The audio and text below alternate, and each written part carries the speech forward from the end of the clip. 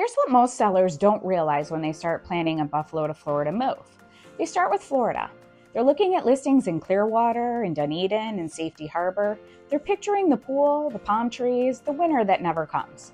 And meanwhile, the Buffalo side of the equation, the house they actually need to sell first, gets treated like an afterthought. This is where it gets expensive. If you buy in Florida before your Buffalo home is under contract, you're carrying 2 mortgages, 2 sets of taxes, 2 insurance bills. If you wait too long to even list in Buffalo, you miss the seasonal window when buyers are actually active. And then you're stuck trying to time a closing against a market that isn't cooperating. Here's what most sellers don't realize about how much that overlap actually costs. It isn't just the mortgage payment.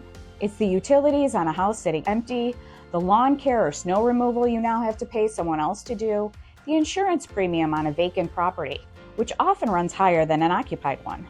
All of that adds up every single month the 2 transactions aren't lined up. The sellers who do this will treat this as one connected transaction, not 2 separate ones. They know roughly what their Buffalo home will net. They know the realistic timeline for this specific type of home in this specific neighborhood to sell, and they build the Florida side around that reality, not the other way around. And this is the part that surprises almost everyone. The sequencing conversation should happen before you ever call a Florida agent, before you ever tour a single property down there. It starts with an honest current picture of what your Buffalo home is worth and how long it realistically takes to sell in this specific market right now. Here's something that surprises almost everyone. The buyer pool for your Buffalo home is not one group of people. It's several different groups, and they all respond to different things. There are local move-up buyers who care about school district and lot size. There are first-time buyers who are sensitive to move-in ready condition because they don't have a renovation budget left after closing costs. And in certain price bands and neighborhoods, there are investors and relocators who care more about rentability and long-term value than finish work. When you're selling a Buffalo home because you're heading to Florida, your prep decisions should match the buyer pool that's actually active for your specific home, not a generic checklist. A colonial near strong schools in Amherst or Williamsville gets prepped differently than a starter home in South Buffalo because the buyer walking through the door wants different things. This is where it gets expensive if you get it backwards. Sellers sometimes pour money into upgrades a move-up buyer would appreciate when their actual home is more likely to attract a first-time buyer who's stretched thin on budget and just wants clean, functional, and priced right. That mismatch wastes both money and time you don't have if you're on a relocation timeline. This is the part that surprises almost everyone. Getting this match right between your prep and your actual buyer pool is often worth more than any single renovation dollar you'd spend chasing a buyer who was never going to walk through your door. And when you're already juggling a move, the clarity that matters even more because you don't have unlimited time or unlimited energy to second guess, knowing your real buyer before you list saves both. If you're thinking about selling and you want to know what your home is actually worth right now, not as estimate, a real number, the link in the description gets you on my calendar for a free strategy call. No pressure, no obligation. I want to be straight with you about something. Buffalo and the Gulf Coast of Florida don't move on the same calendar. Buffalo's strongest seller window tends to run spring into early summer, when buyer traffic and inventory both pick up. Florida's buying season, especially among snowbirds and relocators, tend to run the opposite direction, picking up in the fall and through winter, exactly when Buffalo's market is quieter. That gap matters more than people think. If you list a house in Buffalo at the wrong point in that cycle, you might sell for less or sit longer than you need to.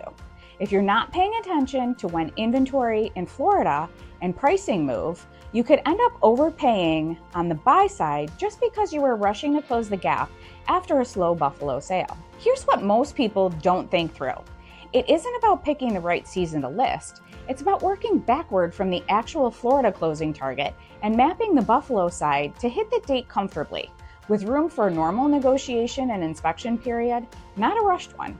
This is exactly why having one person who understands both sides of this calendar, not 2 separate agents working in isolation, changes the outcome. Timing this right can be the difference between a smooth transaction and months of stress of carrying 2 homes. And this is the part that surprises almost everyone. Most Buffalo agents have never sold a home in Florida, and most Florida agents have never listed a home in Buffalo. So when you're planning this kind of move, You're often stuck coordinating two separate professionals who don't talk to each other and don't fully understand the other market's rhythm. That disconnect is one where sellers lose time and lose money. One agent tells you to list now, the other tells you to wait. Neither one is thinking about how those two decisions affect each other. Working with someone who operates in both markets means your Buffalo sale and your Florida purchase get planned as one connected timeline, not two separate transactions being managed by two people who've never spoken. Let me give you the real version of this, not the polished one, because I hear this consistently. Sellers tell me they'll be ready to move once their Buffalo home sells. That sounds logical, but it usually means they haven't actually mapped out what happens between an accepted offer and closing. Here's what most sellers don't realize. A signed offer is not a sold home. Between contract and closing, there's inspection, appraisal, and financing contingencies, and any one of those can shift your timeline by weeks. If your Florida plans assume a closing date the moment you go under contract, you're planning around a date that isn't guaranteed yet. This is where it gets expensive. Sellers who lock in on a Florida purchase closing before their Buffalo sale has cleared every contingency sometimes end up scrambling for bridge financing or short-term housing when their Buffalo side slips even by a couple of weeks. The better approach is building in a realistic buffer. Know your average time from accepted offer to closing for homes like yours, and give yourself breathing room on the Florida side rather than locking both transactions to the same exact week.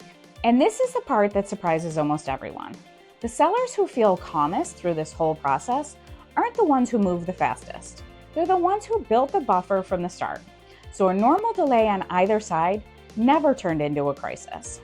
So if you're planning a move from Buffalo to Florida, the most important thing you can do is stop treating it as two separate decisions. If you want a real read on what your Buffalo home is worth right now and how that timeline connects to a Florida purchase, the link in the description gets you a free strategy call to walk through sequencing this the right way. No pressure, no obligation. Text works, call works, DM me on Instagram if it's easier, or drop ready in the comments and I'll reach out directly. If this was helpful, hit subscribe. I put out real Buffalo and Gulf Coast market content every week.